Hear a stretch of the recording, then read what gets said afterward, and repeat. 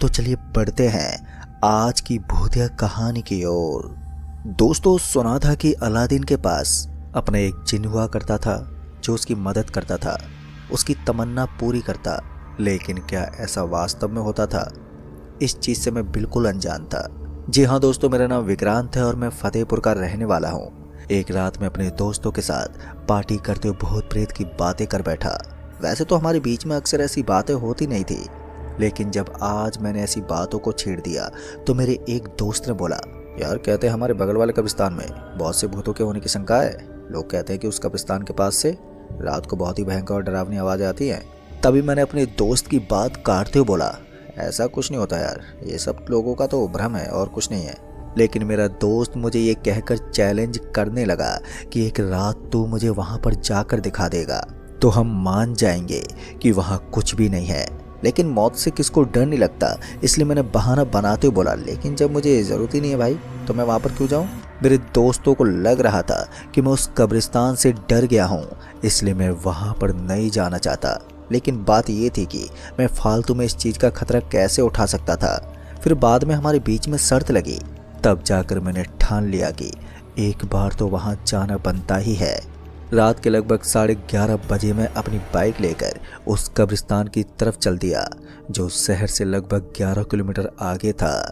अंधेरे की चादर को काटने वाली मेरी बाइक की रोशनी बहुत ही जल्द उस कब्रिस्तान के पास पहुंच गई। पर जैसे मैं उस कब्रिस्तान के पास गया तो मैंने देखा कि वहां बहुत ही ज़्यादा सन्नाटा था। अंधेरे की चादर को काटने वाली मेरी बाइक की रोशनी बहुत ही जल्द उस कब्रिस्तान के पास पहुंच गई। पर जैसे मैं उस कब्रिस्तान के पास गया तो मैंने देखा कि वहां पर बहुत ही ज़्यादा सन्नाटा था। कीड़े मकोड़ों की चिल्लाने की आवाज़ें सुनाई दे रही थी। हल्का डर तो मुझे महसूस हो रहा था, लेकिन शर्त लगने पर जब बात आती है तो मुझे इन चीज़ों को अंजाम देना ही पड़ता है। मैं अब उस कब्रिस्तान के पास जाकर यही सोच रहा था कि अपने दोस्तों को फ़ोन करके इन सब चीज़ों के बारे में बता देता हूँ।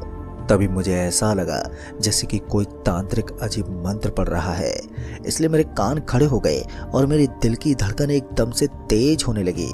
जी हाँ दोस्तों, मैं जानता था कि यहाँ पर चल क्या रहा है, पर मैं कब्रिस्तान के बाहर खड़ा था तो ऐसे में मैं देख नहीं पा रहा था कि अंदर हो क्या रहा है। तभी मेरी नज़र एक पेड़ के ऊपर पड़ी। उस पेड़ की आकृति काफ़ी मोटी थी, इसलिए मैं उस पेड़ के ऊपर चढ़ गया और ऊपर चढ़कर ये देखने लगा कि कब्रिस्तान के अंदर का क्या माहौल है। पेड़ के ऊपर चढ़ने के बाद मैंने देखा कि कुछ तांत्रिक लोग एक जगह पर बैठे हुए थे और उन्होंने एक इंसानी खोपड़ी को अपने पास रखा हुआ था। वो उसकी पूजा कर रहे थे और मुझे समझ में नहीं आ रहा था कि ये लोग यहाँ पर कर क्या रहे हैं। मैं उन लोगों को बड़ी गौर से देखने लगा। मैं देखना चाहता था कि तांत्रिक के पास किस तरह की शक्तियाँ होती हैं। ये चीज़ मुझे काफ़ी दिलचस्प लगती थी। मुझे लगा कि शायद ऐसा कोई ना कोई जादू तो ज़रूर होगा, जब या तो कोई तांत्रिक हवा में उड़ जाएगा या फिर ये लोग कुछ और जादू टोना करेंगे। मेरी आंखें ये सब देखने को तरस रही थी उस वक्त कि तभी मुझे नीचे से आवाज़ आई, नीचे गिर जाओगे। जैसे मैंने नीचे की तरफ देखा तो मेरी सांसें ऊपर नीचे होने लगी। दरअसल मैंने देखा कि मेरे नीचे की तरफ एक तांत्रिक खड़ा था। वो तांत्रिक काफ़ी बुढ़ा था, उसकी दाढ़ी बहुत ही ज़्यादा बड़ी बड़ी थी और उसने मुझे नम्रता भरी आवाज़ में बोला, एक काम करो, जल्दी से नीचे उतर जाओ। फिर मैं उसकी बात सुनकर तुरंत उस पेड़ से नीचे उतरने लगा। नीचे उतरते हुए फिर उसने बोला, आराम से उतरो, नीचे मत गिर जाना। जिस तरह का डरावना कब्रिस्तान इसे बताया गया था, ये चीज़ बिल्कुल उसके विपरीत लग रही थी। यहाँ के तांत्रिक भी मुझसे काफ़ी अच्छे से पेश आ रहे थे, पर जैसे मैं नीचे पहुँचा तो मैं थोड़ा घबराया हुआ था। मुझे डर था कि ये तांत्रिक मेरे साथ कुछ अजीब व्यवहार ना करे। लेकिन दोस्तों, ऐसा कुछ भी नहीं था। उस तांत्रिक ने बोला, तुम्हें इतनी रात को यहाँ पर नहीं आना चाहिए। अक्सर यहाँ तांत्रिकों की साधना चलती है और भूत प्रेत का मिलना होता है। ऐसे में मैंने उस तांत्रिक से बोला, लेकिन मैं अपने दोस्तों के कहने पर यहाँ तक पहुँच गया था। लेकिन मेरी एक जिज्ञासा है, मुझे भी कुछ जादू देखना है, कुछ ऐसा देखना है जो एक इंसान के लिए बहुत ज़्यादा अजीब हो, जिसे देखने के बाद हर कोई दंग रह जाए। इस पर उस तांत्रिक ने बोला, हम तुम्हें ऐसा कुछ नहीं दिखाना चाहते। अक्सर इस तरह के हादसे इंसान को बहुत ही हद तक डरा देते हैं। लेकिन मैं अपनी जिद पर अड़ा हुआ था। मुझे लग रहा था कि ये सिर्फ नाम के तांत्रिक हैं। लेकिन फिर उसने बोला, अगर तुम्हें ऐसा कुछ देखना है तो तुम्हें मेरा एक काम करना होगा। तुम्हें हर दिन इसी कब्रिस्तान पहुंचकर मुझे केसर की कतली खिलानी होगी और ये प्रक्रिया लगभग 7 दिन तक चलनी चाहिए। और उसके बाद मैं तुम्हें कुछ ऐसा दिखाऊंगा जो शायद तुम अपनी ज़िंदगी भर नहीं भूल पाओगे। मुझे लगा कि शायद ये मुझे कोई नॉर्मल जादू टोना दिखाएगा, जैसे कि एक इंसान का हवा में उठना या कुछ ऐसा वैसा। लेकिन 7 दिन के बाद जो होने वाला था, शायद उसके बारे में मैंने कभी अपने सपने में भी नहीं सोचा था। खैर, उस तांत्रिक से सारी बात हो जाने के बाद मैं वहां से वापस निकल गया। मेरे दिमाग में अभी भी यही चीज दौड़ रही थी कि आखिर उसने मुझसे ये क्यों कहा कि 7 दिन के बाद वो मुझे कुछ ऐसा दिखाने वाला है जो मैं अपने सपने में भी नहीं सोच सकता। मुझे अब उत्सुकता होने लगी थी कि आखिर वो मुझे क्या दिखाने वाला है। जिस तरह का उसका व्यवहार था, उस हिसाब से वो आदमी काफ़ी ठीक लग रहा था। तो ऐसे में मैंने ये चीज़ अपने दोस्तों को बताना ठीक नहीं समझी और फिर मैं वापस वहीं पर लौट गया जहाँ पर वो मेरा इंतज़ार कर रहे थे। वहाँ पर आने के बाद वो सभी हैरान थे कि मुझे कुछ खरोंच तक नहीं आई और मैं उनके सामने एकदम सही सलामत खड़ा था। फिर मैं अपने सारे दोस्तों से विदा लेने के बाद वापस अपने घर आ गया। घर पर आने के बाद भी मेरे मन में वही चीज़ चल रही थी कि आखिर वो तांत्रिक मुझसे काजू की कतली क्यों खाना चाहता है।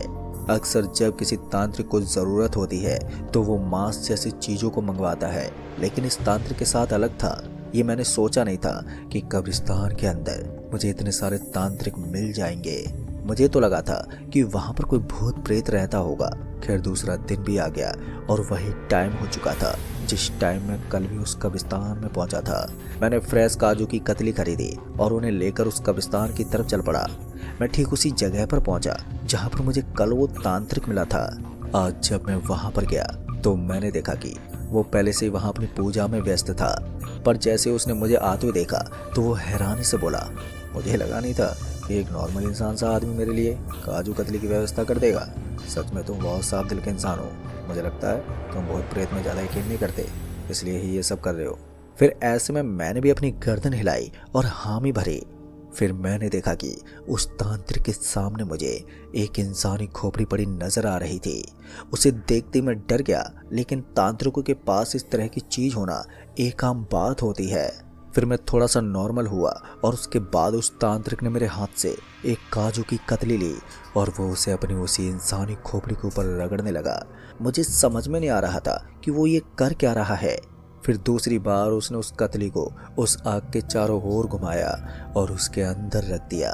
फिर बाद में जब वो काजू कतली आग की लपटों में पूरी तरह से जलने लगी तो उसने आग में हाथ डाल दिया और उस कतली को खा लिया और फिर बोला, सच में ये तो काफ़ी स्वादिष्ट थी। इतना कहने के बाद उसने मुझे वहाँ से जाने को कहा और बताया कि मुझे 6 दिन तक और फिर से यही काम करना है। जब मैं उस एरिया से निकल रहा था तो फिर अचानक ही मेरी आंखें वहीं उस मोटे से पेड़ के बगल में बने हुए एक पीपल के पेड़ के ऊपर गई। पर जैसे मैंने उस पीपल के पेड़ को देखा तो मेरी आंखें बड़ी बड़ी हो गई। दरअसल मैंने देखा कि उसके पास किसी के पैर बने हुए थे। ऐसा लग रहा था कि किसी ने यहाँ असली में दिखने वाले पैरों की आकृति बना दी है। मगर ये एक तांत्रिक का एरिया था तो यहाँ पर कुछ भी होना असंभव नहीं था। ऐसे में मैंने अपनी नज़र घुमाई और सीधा अपनी बाइक पर सवार होकर वापस से अपने घर के लिए चल दिया। फिर दूसरे दिन मैंने उसी काम को अंजाम दिया और लगभग 5 दिन अब बीत चुके थे। सब कुछ एकदम सामान्य चल रहा था और छठे दिन मैं वो काजू की कतली लेकर फिर से उस तांत्रिक के लिए निकल गया। आज जब मैं उसके एरिया में पहुंचा तो वो तांत्रिक पहले से ही तैयार बैठा था। वो मुझे देखते मुस्कुराने लगा और बोला, तुम सच में बहुत ही हिम्मत वाले आदमी हो, वरना रात में किसी की हिम्मत नहीं होती कि वो इस एरिया में आ सके। सच कहूँ तो मैंने तुम्हें पूरी तरह से सुरक्षित कर रखा है, वरना यहाँ की आत्माएं तुम्हें कभी भी अपने बस में कर सकती थी। मुझे लगा कि वो तांत्रिक मजाक में ये सब बोल रहा है, इसलिए मैंने उस तांत्रिक से बोला, मुझे तो नहीं लगता कि कहीं कोई आत्मा भी होती है। मेरी बात सुनकर वो तांत्रिक मुस्कुरा गया और उसने बोला, बस 24 घंटे का इंतजार करो, फिर तुम्हें सब कुछ साफ साफ दिख जाएगा। फिर मैं भी मुस्कुराते वहाँ से चल दिया। लेकिन अब की बार जब मेरी नज़र फिर से उस पीपल के पेड़ के पास गई तो मैंने देखा कि आज मैं वहाँ पर एक पूरी बॉडी को देख सकता था जिसकी गर्दन मुझे नजर नहीं आ रही थी। यानी कि पीपल के पेड़ के पास पहले दिन मैंने किसी के पैरों की आकृति को देखा था, लेकिन आज धीरे धीरे वहाँ पूरा धड़ बन चुका था। अब उसकी गर्दन बनना ही बाकी थी।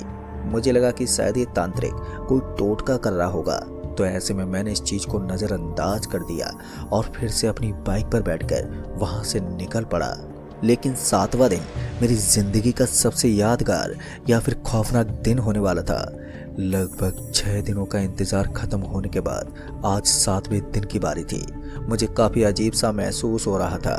खैर आज भी मैंने उसी तरह से अपने काम को अंजाम दिया जिस तरह से बाकी के 6 दिन लगातार देता आया था। मैं आज भी काजू की कतली लेकर उस कब्रिस्तान की तरफ रवाना हो गया। मैं इस बार जैसी बाइक लेकर उस कब्रिस्तान के पास पहुंचा तो मैंने देखा कि वो तांत्रिक मेरा ही इंतजार कर रहा था। आज उसके चेहरे पर एक बड़ी सी मुस्कान थी जिसे देखकर ऐसा लग रहा था कि आज उसने बहुत ही कुछ हासिल कर लिया है। खैर मैंने उसे वो काजू की कतली ले जाकर उसके हाथों में थमा दी, पर जैसे उसने अपनी पूरी प्रक्रिया की तो उसके बाद का नज़ारा सच में देखने लायक था। अचानक से वो तांत्रिक खड़ा हुआ और बोला, तुमने मुझे अपनी इस विधि में बहुत सहायता दी है। मुझे लगा नहीं था कि कोई इंसान मुझे अपनी इस विधि को करने में सहायता देगा, लेकिन तुमने मुझे एक सिद्धि प्रदान की है। तभी उसने अपने हाथ से इशारा किया तो मैंने देखा कि पीपल के पेड़ के पास एक तांत्रिक बन गया था। जैसा कि इतने दिन में उसका धड़ देख रहा था, अब वो पूरी तरह से तांत्रिक के रूप में तब्दील हो चुका था। फिर अचानक ही मेरी आंखों के सामने बहुत ही तेज रोशनी चमकने लगी। ये रोशनी इतनी तेज थी कि एक बार के लिए मेरी आंखें बंद हो गईं। फिर उस तांत्रिक ने बोला, अब धीरे धीरे तुम अपनी आंखें खोल सकते हो। फिर जैसे मैंने अपनी आंखें खोलकर इधर उधर देखना शुरू किया तो उसके बाद तो मेरा शरीर बुरी तरह से कांपने लगा। डर के मारे मेरी हालत खराब होने लगी थी और मुझे यकीन नहीं हो रहा था कि मैं अब एक भूतों की बस्ती के बीच में आकर खड़ा हो गया हूँ। इतने दिन मैंने उस तांत्रिक को केवल एक छोटा मोटा जादूगर समझा था जो मेरी आंखों को भ्रम में डालकर मुझे कुछ जादू दिखा दे, लेकिन वास्तविकता तो ये थी कि वो एक भूत प्रेत की बस्ती के बीच में रहने वाला शख्स था जिसने अचानक से मुझे सरकटे हुए लोगों के बीच में डाल दिया। उन सभी को देखकर मैं बुरी तरह से डर रहा था और मुझे अपने चारों तरफ उसका बहुत सारे कटे कटे आदमी दिखाई पड़ रहे थे। मैं वहां से डर कर भागना चाहता था, लेकिन तभी मुझे अपने पीछे से आवाज़ आई, एक बार भी अपनी आवाज़ मत निकाल देना वरना ये सब तुम्हें जिंदा नहीं छोड़ेंगे। तुम्हें जो देखना था मैंने तुम्हें दिखा दिया और अभी तो बहुत कुछ देखना बाकी है। अब ये सुनते मैंने उस तांत्रिक की तरफ देखते बोला, मुझे छोड़ दो, मैंने तुम्हारा कुछ नहीं बिगाड़ा है। ये सुनकर वो तांत्रिक थोड़ा थोड़ा हंसने लगा और उस तांत्रिक ने मेरे कंधे पर अपना हाथ रखते बोला, मुझे मालूम है तुम एक सामान्य इंसान हो और हम सभी पिशाच हैं। मैं भी एक भूत हूँ, लेकिन मैं तुम्हें सिर्फ इसलिए देख पाया क्योंकि कुछ लोग ऐसे होते हैं जो हमें देख पाते हैं और उन्हीं में से तुम एक थे। इसलिए मैंने तुम्हें समझा बुझाकर यहाँ से जाने को बोला, लेकिन तुम नहीं माने। तुमने मेरी सहायता की, इसलिए मैं तुम्हें कोई नुकसान नहीं पहुँचाना चाहता। बस तुम्हें ये भयानक से दृश्य दिखाकर ये दिखाना चाहता हूँ कि इस दुनिया में बहुत पिशाच भी होते हैं। तुम्हारी वजह से मुझे अपना एक शरीर भी मिल चुका है। अब ये सुनकर मैं अंदर तक दहल गया था, लेकिन अच्छी बात ये थी कि जिस भूत को मैंने इतने दिन काजू कतली खिलाई थी वो भूत अब मुझसे काफ़ी सरल स्वभाव के साथ पेश आने लगा था। उसके बाद उसने मेरे हाथ में एक लाल रंग का धागा थमा दिया और बोला, इसे अपने हाथ के ऊपर बांध लो। पर जैसे मैंने उस धागे को अपने हाथ के ऊपर बांधा तो मुझे महसूस हुआ कि फिर से एक भयंकर तेज रोशनी की वजह से मेरी आंखें एकदम से चौंधियाने लगी। मेरी आंखें बंद होने के बाद मुझे चारों तरफ का दृश्य नजर आना बंद हो चुका था। फिर बाद में जब मैंने अपनी आंखें खोलकर देखा तो मैंने पाया कि वो तांत्रिक मेरे सामने खड़ा था। मैं तुरंत ही वहां से निकला और अपने घर पहुंचा और घर पहुंचने के बाद मुझे काफ़ी हद तक चैन की सांस मिल रही थी, लेकिन मेरे लिए इतना काफ़ी नहीं था। मुझे सुबह जल्दी मंदिर जाकर गांव के पुजारी को ये सब बताना था। मैं घर वालों को ये सब बताकर फालतू में डांट नहीं खाना चाहता था, इसलिए मैं सुबह होते ही सीधा गांव के पुजारी के पास गया और वहां पहुंचते ही मैंने पूरी घटना के बारे में उस पुजारी को विस्तार से बताना शुरू कर दिया। वो पुजारी मेरी बातें सुनते ही काफ़ी ज़्यादा डर गया। ऐसा लग रहा था कि वो इन सब चीज़ों से अनजान हो। उसके बाद उस पुजारी ने बोला, बेटा तुम्हें डरने की कोई ज़रूरत नहीं है, लेकिन एक चीज़ का खास ध्यान रखना, कभी भी इस धागे को खोलने के बाद उस कब्रिस्तान वाले इलाके में मत जाना, चाहे दिन का माहौल हो या फिर रात को। गलती से भी तुझे उस कब्रिस्तान की तरफ नहीं जाना है, वरना कोई भी घटना तुम्हारे साथ घट सकती है। उस पुजारी की बात सुनकर मुझे काफ़ी हद तक सुकून सा मिल रहा था कि अब मैं कभी भी दोबारा उस भयानक नज़ारे को नहीं देखूंगा जो रात को मैंने देखा था। दोस्तों, उस घटना को लगभग 4 साल से ज़्यादा बीत चुके हैं, लेकिन आज भी उस घटना का एक एक चित्र मेरे दिमाग में इस तरह से छपा हुआ है मानो मैंने कोई भूतिया फिल्म देखी हो। फिर उसके बाद से मेरे साथ कभी भी इस तरह की घटना नहीं हुई, लेकिन उस इकलौती खौफनाक कहानी को याद करता हूँ तो यकीन नहीं होता कि जिंदगी में एक ऐसा वक्त भी था जब मैं पूरा का पूरा भूतों के बीच में खड़ा था। तो दोस्तों, इस कहानी में बस इतना ही। कहानी आपको पसंद आई हो तो वीडियो को लाइक शेयर कमेंट जरूर कर दें।